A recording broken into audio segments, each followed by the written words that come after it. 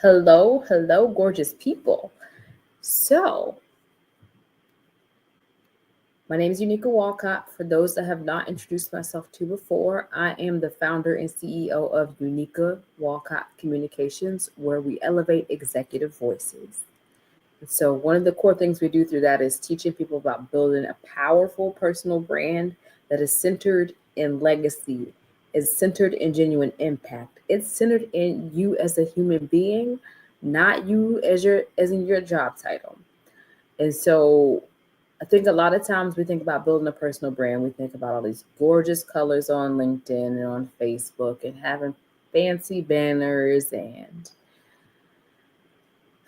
taglines and fancy wardrobes. And I'm not knocking any of that stuff. I think it's absolutely important. It is a part of the whole thing. But if you don't have anything underneath pretty colors and branding, if there's no substance, you run into trouble. And so with that, I think I want to just talk about one of my favorite tips, and I think it's an underrated tip because it's so damn simple. You're gonna be annoyed with me. A lot of times we think about building a brand as getting on big stages and being surrounded by big names and having fancy titles. Some of the most important opportunities that I have earned, that I've gotten access to, have been a byproduct of the relationships I have with people who sit next to me. Believe it or not, it's not the CEO, the CMO, the CFO, not even the VPs or the senior VPs. It is my peers. Those are the people that get me through and get me in places. Like, perfect example, just last week, I was speaking at the Women in Transportation seminar.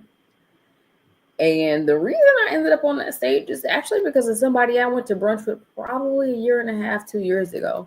She and I hadn't even been in touch so much that when I asked her to send me pictures that she took of the video of the event last week, she said, "Is the number still the same?" I'm like, "Girl, yeah." Like, I haven't changed my number in like a decade, probably longer. So that was pretty funny. But I say one of the most underrated things you aren't doing to build your personal brand is going to lunch and to dinner with people. I'm not talking about people that's going to be your new BFF. Y'all don't have to be new besties for the rest of your life or nothing like that. Can't get these bangs right. It's bothering me. But you need to spend time with people that you might like to have a conversation with. And I don't mean like, you got to tell them your life story and spill your guts, but like if you guys, have some overlap and synergies in terms of networks, that's an opportunity. I say that as somebody who doesn't have kids, who's not forced to sit next to somebody at soccer practice. Like, you have to be intentional about building community, about building your network. And when you go to lunch or dinner, don't just sit across from each other and talk shop. That's easy to do, especially if you work in the same industry. Ask people what their real dreams and aspirations are, and be trustworthy enough not to run your mouth. Especially if it's a conflict, of like they got a day job, but their real dream is to be, I don't know, on Hollywood on stage, and so they're taking acting lessons and they don't want anybody to know. Like, you gotta be willing to kind of play ball and keep secrets with folks. It's really, really important that you are trustworthy. And so a lot of my personal branding framework is centered around the idea that people need to know what you do, know what you offer. They need to, feel like they can trust you, feel like what you're going to do is bring value to their life. And then you need to make sure they know what to do. So, for example, if you really want to be on more stages speaking, why not, when the opportunity comes for your chance at dinner to talk about your aspirations, share that with them. And you don't got to beat them over the head with, the last 12 times you're on stage and how many credentials you got and whatever. It usually doesn't take that. People usually show up for folks they like. It's really that simple. So that's one of my little pieces of advice for folks who are people that are, hey Tasha, good to see you, that are trying to kind of figure out how to build that network, how to build that brand. A lot of it comes from those close-knit relationships with people who are sometimes lateral on the org charter positions with you, and sometimes they're not even lateral. Sometimes they are more junior, but they're well connected, as my mother-in-law jokes, your web about web-footed friends Be kind to them. And I think she, makes a joke, but it's more about like people are connected beyond what you could imagine sometimes, and their opportunities to speak your name in rooms, the influence that they have, is sometimes something you overlook or think is underrated. I'm going to tell you, in my career, a lot of companies I've worked for, the people who have been the most instrumental in my success and getting my name spoken in rooms and opportunities have been people who are in the marketing department, the folks at the front desk who are often engaged and trying to help solve problems with the executive team. Like, those are the people that you want to get to know, in order to grow your network. It's just a valuable way to not just think about people from a commodity standpoint, but like, what can you also, like, be very clear about that. But that's my underrated sort of branding tip. It is going to lunch and going to dinner with people intentionally, and getting to know them and understanding what motivates them, what they care about, and being a connector. So if they say, hey, I'm interested in a particular area of business or a particular skill set, do you know somebody who teaches that? Do you know an event coming up that might be relevant for them? Like, share the information. Like, if you are in my network, on a regular basis, if I see something that I think you care about, I'm gonna send it to you. Like, I don't even blink, I don't hesitate. I go, oh, I know that so and so's daughter is interested in entrepreneurship.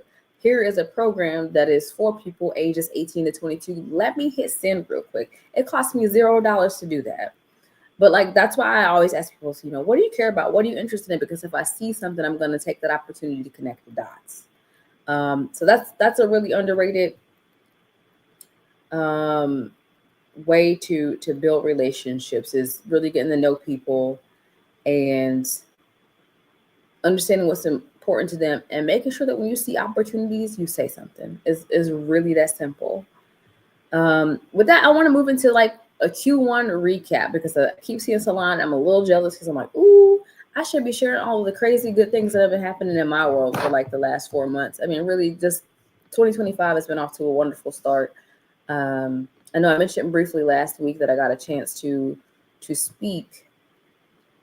But before I get into that, I want to thank you all for your continuous support of all the things that I have had the audacity to create and try. And some of them I'm good at, some of them I'm bad at, but all of them nonetheless. So thank you. That's my first thing, because without my network of folks who have vouched for me, spoken my name in rooms, without you, I wouldn't be able to do what I do. So I just want to make sure that you understand how much I appreciate you. That's number one. Number two, in case you missed it, let's go all the way back to January. Y'all,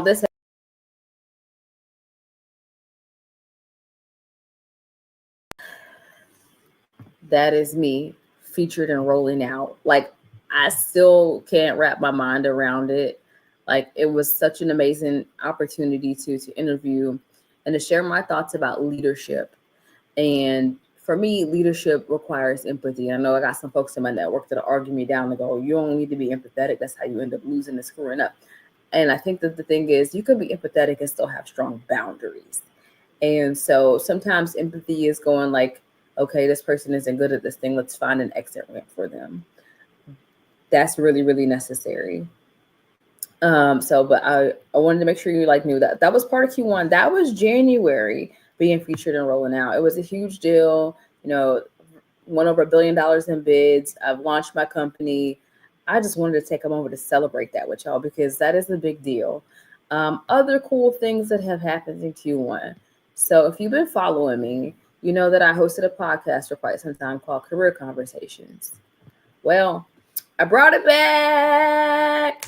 And so my first guest was Tasha Barron-Smith. This is an old flyer, forgive me. She has since this episode rebranded, she is now Sovereign Legacy Financial Group. And so it's such a great conversation, though. I keep revisiting some of the gems that she has dropped. And let me tell you, you got to go rewatch the episode if you haven't seen it. It is so good. Like, we don't just talk about, money making and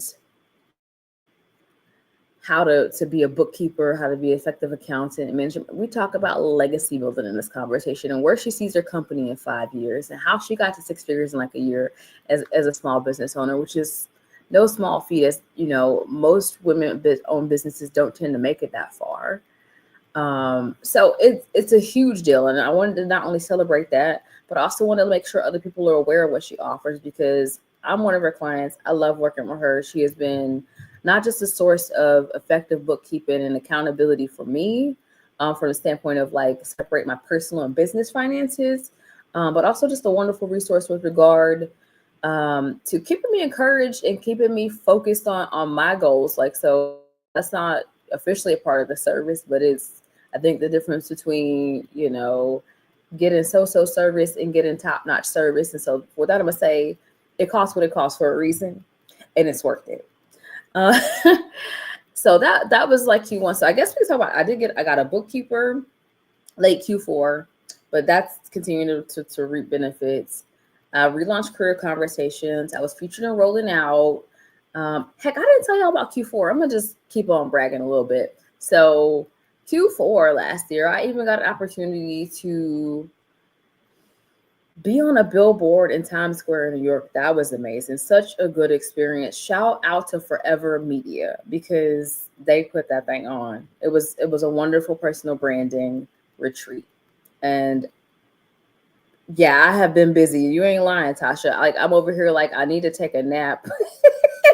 But I'm so blessed and I'm so grateful. Even today, y'all, this is coming up. I guess this will be technically Q2 news when y'all see it. But I working with a editor of a local publication called the Grove, which is a Society for Marketing Professional Services publication, and I'm writing an article, and we've got a short 15-minute video that's going with it, talking about how to use AI in proposals. So now this quarter, but also this month, I got a chance to get on stage with Women in Transportation Seminar. I'm trying to find this picture. Y'all just envision with me. I got my hot pink suit on. I'm living my best life. I get on stage. I'm the fourth panelist out of the four. All the other three are engineers, transportation planners. I'm in a room with transportation engineers and planners, but they've invited me to come talk about AI and transportation. And that's due in part to my relationship with like I said, somebody I had brunch with a year and a half ago, who just really understood what I'm interested in, and what I can do and what I'm capable of.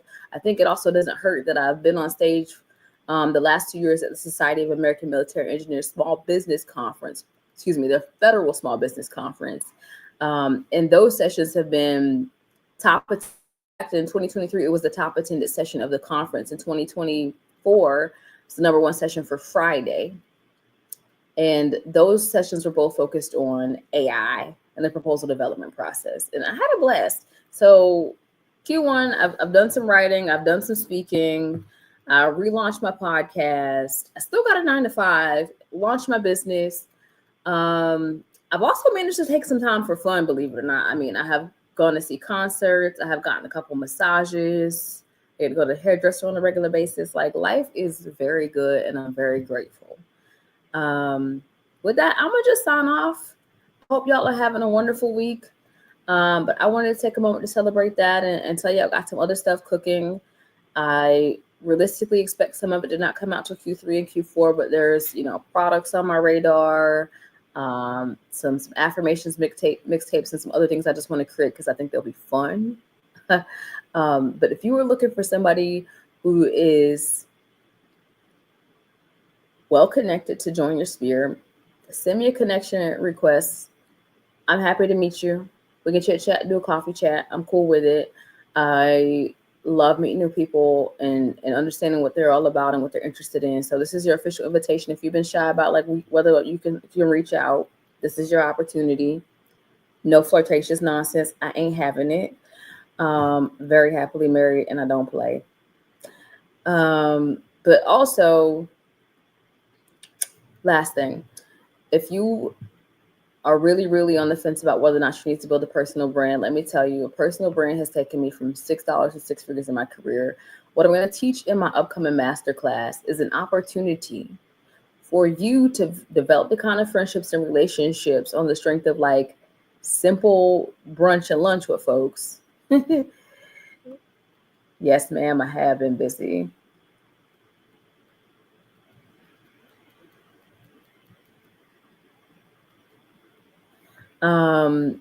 Then you need to be in my master class, because what I'm teaching is going to be simple, but the real magic is in the execution. Like, you got to do it. You got to be consistent. You got to be intentional.